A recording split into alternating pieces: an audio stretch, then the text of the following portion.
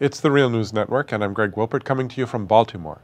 A new book was just released that exposes how the international communities and the Palestinian leadership's efforts to end Israel's occupation of Palestine have been turned into mechanisms of control and led to new forms of resistance.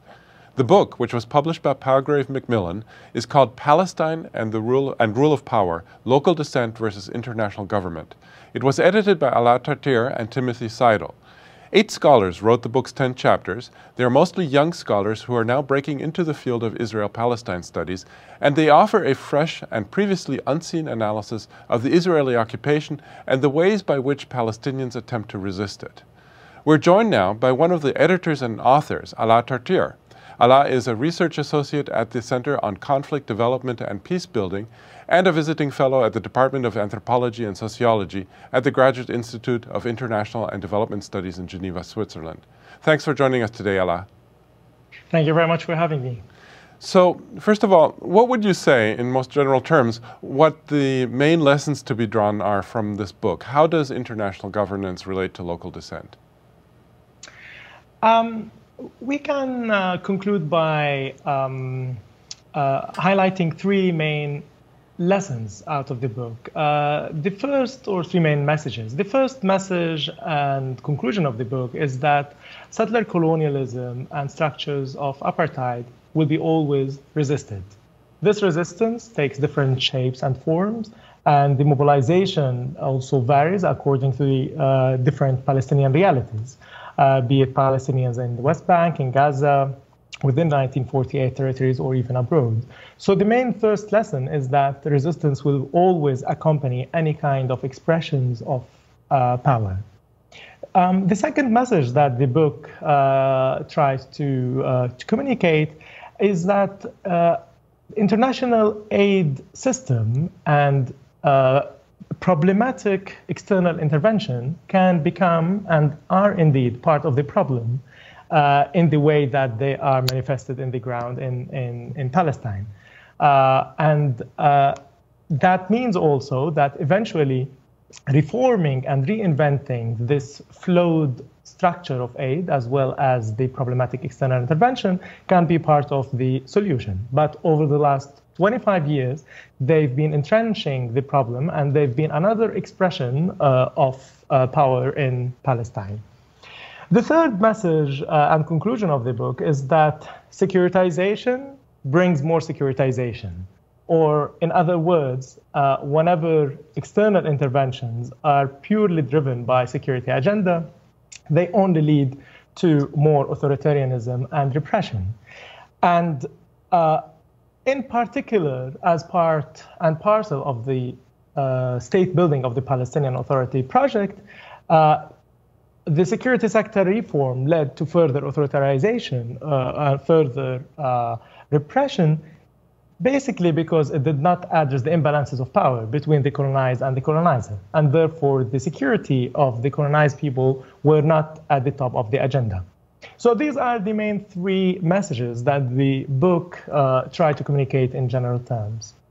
Now, what insights do you draw from the book to understand the reasons for international donors, especially from the European Union, to support Israeli settler colonialism in Palestine, and for U.S. donors to arm the Palestinian security forces? What's in it for these groups?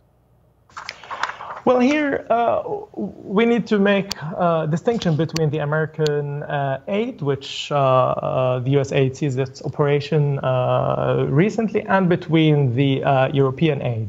The American aid has been inherently problematic over the decades, not only because the U.S. administration is the biggest donor to the Israeli government and Israel, and especially in military aid, but also the aid that it provides to the Palestinian Authority, and in particular to its security establishment, is meant to secure the Israeli people, the Israeli citizens, and the Israeli settlers, and not to enhance the security of the Palestinian people.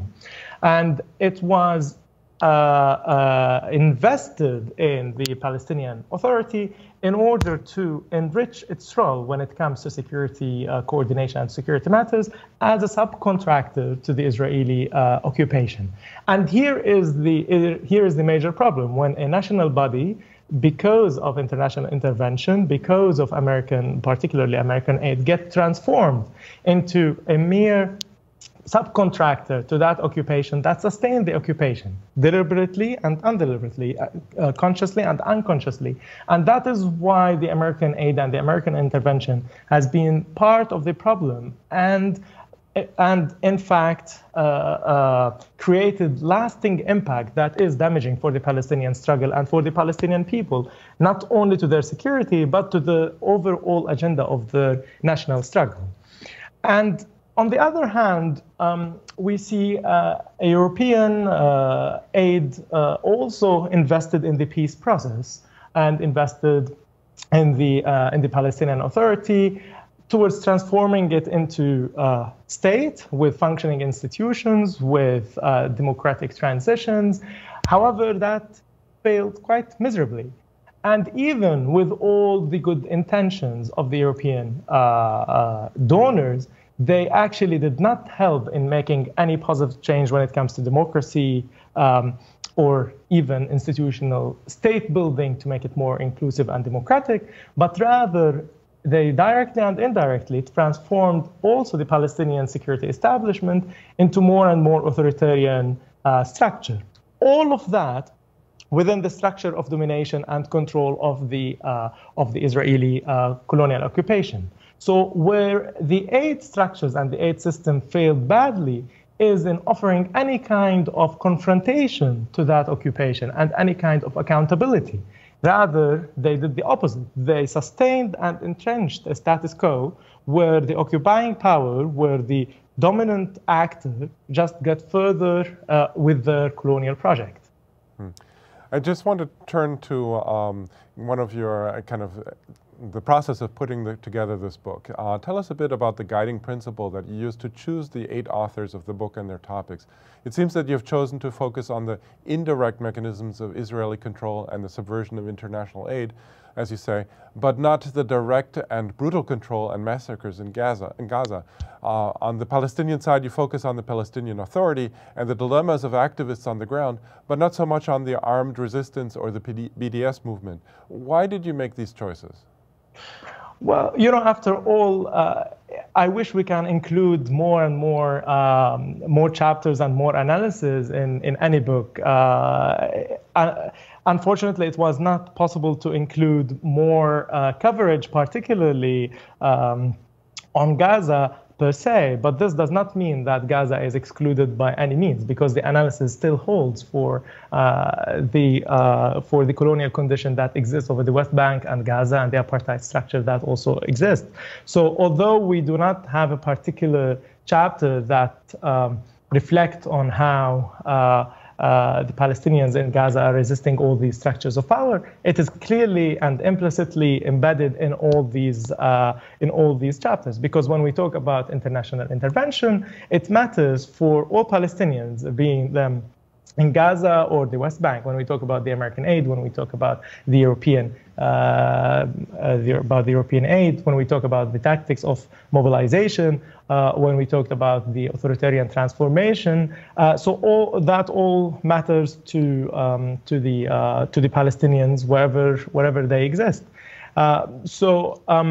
The guiding principles, or one of the main guiding principles behind the establishment or behind the release and production of this book is that as editors and as contributing authors, we wanted to focus on the manifestation of the rule of power, in particular through the lens of settler colonialism and what it means to start a process of state building under this condition of colonialism, as well as how these internal and external diffusions, or inwards and outwards diffusions, interact, contradict with each other, and what kind of tensions we see there. So in this book, we try at least to tell 10 different stories, because although all the chapters are clearly and directly connected with each other, but each chapter tells a story by itself, moving from the very local dynamics to the very external dynamics, and ending by how these internal and external dynamics are interacting with each other when it comes to the very securitized space in Palestine, and in especially as reflected in the security sector reform and security and state building process. Okay, well, we're going to have to leave it there for now, but we recommend people to check out the book for themselves. I was speaking to Alaa Tartia, Research Associate at the Center for Conflict Development and Peace Building at the Graduate Institute of International and Development Studies in Geneva, Switzerland. Thanks again, Alaa, for having joined us today. Thank you very much for having me. And thank you for joining the Real News Network.